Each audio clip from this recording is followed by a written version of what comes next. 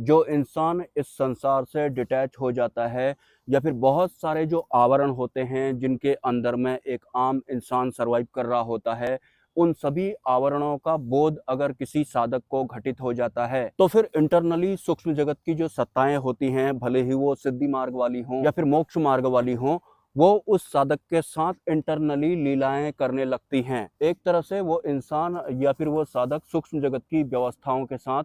मिल जैसा जाता है, तो फिर इंटरनली उसके साथ कई तरह के अनुभव या फिर अनुभूतियां भी चल रही होती हैं और उसके साथ ही वो फिजिकल वर्ल्ड में सरवाइव भी कर रहा होता है। लेकिन इस भौतिक जगत से उस इंसान या फिर उस साधक को डिटैच रखने के लिए सूक्ष्म जगत की व्यवस्थाएं होती हैं, वो उस इंसान या फिर उस साधक के साथ नॉन स्टॉप लीलाएं करने लग जाती हैं। आज जैसे आप इस भौतिक संसार में 99% या फिर 100% अपना समय दे रहे हैं, आपका दिलो दिमाग या फिर आपका मन इस भौतिक संसार में ही है, लेकिन सूक्ष्म जगत की सत्ताएं अगर आपके साथ जुड़ जाती हैं तो फिर इस तरह से 99% या फिर 100% आप इस भौतिक जगत के नहीं हो पाएंगे। हालांकि जो सांसारिक लोग होते हैं जो ऐसे साधक को देखते हैं उसके साथ सूक्ष्म जगत की सत्ताएं लीलाएं कर रही हैं, तो उन्हें कुछ खास पता नहीं लगता है। उन्हें ऐसा लगेगा कि ये इंसान तो बिल्कुल हमारे ही तरह लग रहा है, तो इंटरनली भी ये लगभग हमारे जैसा ही होगा या फिर जैसा हम सोचते हैं या फिर जो भी हम हैं वैसा ही ये होगा,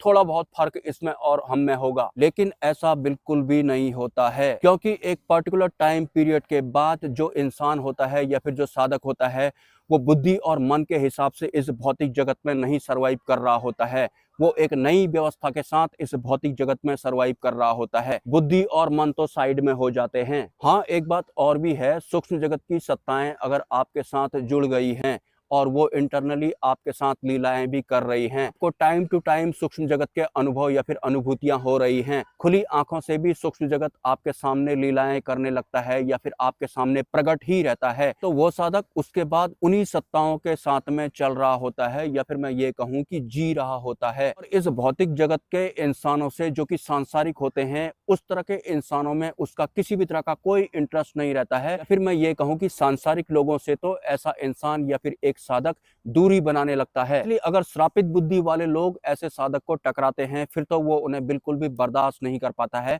वो उस जगह को छोड़ देता है। और एक बात है, ब्रह्म अवस्था में सरवाइव करने वाले साधक को या फिर सतमार्ग में जो साधक चलते हैं, सांसारिक विषयों में बिल्कुल भी रुचि नहीं होती है। मतलब जो इंसान सिद्धि मार्ग में चल रहे होते हैं या फिर जो लोग इसी संसार में भोग वगैरह करना चाहते हैं, इस तरह के लोगों के सवालों के जवाब देना भी वो अच्छा नहीं समझते हैं। ये बताऊं तो आंतरिक स्तर पर वो ऊंची अवस्था में सरवाइव कर रहे होते हैं और संसार के बारे में अगर कोई इंसान उनसे सवाल करता है तो उन्हें अपनी ऊंची वाली अवस्था का क्षण भर के लिए त्याग करके सांसारिक लोगों का जवाब देना पड़ता है, जो सतमार्ग में चलने वाले साधक को बिल्कुल भी पसंद नहीं आता है और आएगा भी नहीं। और मुझे इस बात का एहसास तब हुआ था जब मैं सतगुरु से सिद्धि मार्ग वाले सवाल पूछा करता था, तो वो मुझे सिद्धि मार्ग के विषय में या फिर सिद्धियों के विषय में अच्छी खासी जानकारियां तो दे देते थे, लेकिन वो बार बार मुझसे ये भी कहा करते हैं या फिर थे कि ये मार्ग मेरा नहीं है, इन सबसे ऊपर उठने वाला मार्ग ही मेरा है। लेकिन जो सत्पुरुष होते हैं वो तो सत्पुरुष ही होते हैं, जो भी वो बताते हैं वो वास्तविक सत्य होता है, वो मूल सत्य होता है। माया के बारे में, सिद्धियों के बारे में, भ्रमित करने वाली सत्ताओं के बारे में, रूप बदलने वाली सत्ताओं के बारे में,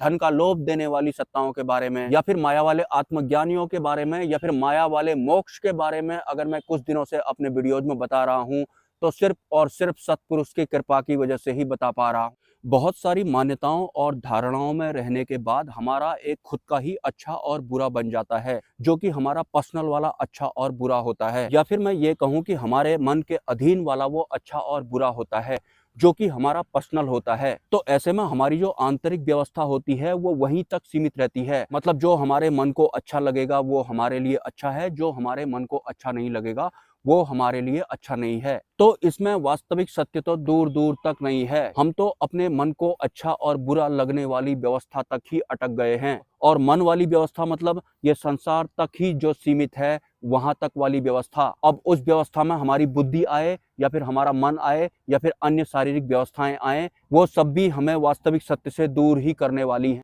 एक कमेंट आया था मुझे कि मैं क्या करूं, मुझे कुछ समझ में नहीं आ रहा है, कृपया मेरा मार्गदर्शन करें। आपने आज तक इस भौतिक संसार में जो जो किया था या फिर जो जो जिया था, उन सब की वजह से ही या फिर उस पूरे के पूरे माया रूपी आवरण की वजह से ही आज आपकी ये हालत हुई है कि आपको समझ में नहीं आ रहा है कि अब मैं आगे को क्या करूं। जो ये दिखने वाला या फिर टच करने वाला जो संसार आपको दिखाई पड़ रहा है या फिर जो शरीर हमें हमारा दिया गया है, ये सब साधन मात्र है। मतलब लिमिटेड हमको इनका इस्तेमाल करना है। ऐसा नहीं कि इस प्रकृति में मिलने वाली या फिर इस संसार में मिलने वाली वस्तुओं को प्राप्त करना ही हमारा मकसद बन चुका है। सच बताऊं तो जो हमारी ये फिजिकल आंखें हैं, ये दुनिया को देखने के लिए बिल्कुल भी नहीं होती हैं, ये बंद करने के लिए होती हैं। जो ये मुंह हमारा होता है, ये बोलने के लिए नहीं होता है, ये मौन रहने के लिए होता है, या फिर ये खाने के लिए नहीं होता है। ये लिमिटेड खाने के लिए या फिर पीने के लिए होता है, जितने में कि हम सरवाइव कर पाएं। हमारी सांसों की जो लिमिट होती है या फिर जो काउंटिंग होती है, वो भी लिमिटेड होती है।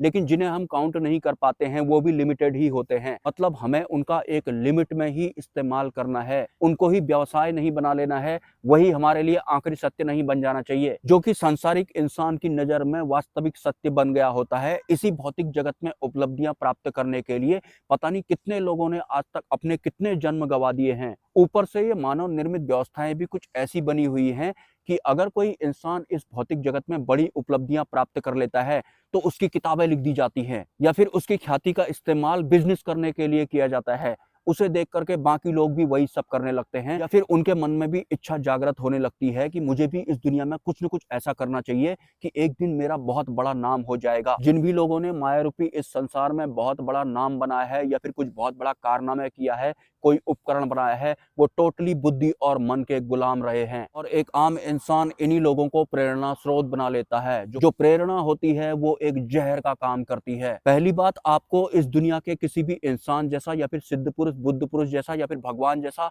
या फिर परमात्मा जैसा ही नहीं बनना होता है। अगर आपको बनना ही है तो आप किसी सिद्ध पुरुष को जरूर फॉलो कर सकते हैं, लेकिन वास्तव में आपको उनके जैसा भी नहीं बनना होता है। लेकिन जो लोग इस भौतिक जगत में कुछ बन चुके हैं, मतलब माया वाले बन चुके हैं, उनको अगर आप फॉलो करेंगे, उनको प्रेरणा स्रोत बनाएंगे और उनके जैसे बनने की कोशिश करते रहेंगे, तो एक दिन आप कहीं के नहीं रहने वाले हैं। बहुत चुभ रही होंगी ये वास्तविक लाइन मेरी कुछ लोगों को, क्योंकि कुछ लोग तो आगे बढ़ भी चुके होंगे, किसी बड़े आदमी को अपना प्रेरणा स्रोत बना भी चुके होंगे। जो ऑलरेडी सिद्ध पुरुष या फिर बुद्ध पुरुष बन चुके हैं या फिर इस दुनिया के द्वारा जो भगवान बनाए गए हैं, आपको उनके जैसा भी नहीं बनना है, क्योंकि अगर आप किसी के जैसे भी बनते हैं तो आप फंस जाते हैं, वास्तविकता से आप चूक जाते हैं। लेकिन अगर आप किसी ऐसे इंसान जैसा बनना चाहते हैं जो एक वक्त माचिस की डिब्बियां बेचा करता था या फिर बीड़ियां बेचा करता था और आज वो खरबपति बन गया है, वास्तव में ये लोग तो इस दुनिया के सबसे बड़े भ्रमित लोग हैं, वास्तविकता से चूके हुए लोग हैं। और जो जो आज तक आप बन चुके हैं, आपको उनका निरीक्षण करना है और उन सभी आपके बनने में या फिर होने में आपको पछतावा करना है। मिलते हैं किसी नेक्स्ट वीडियो में। नमस्कार।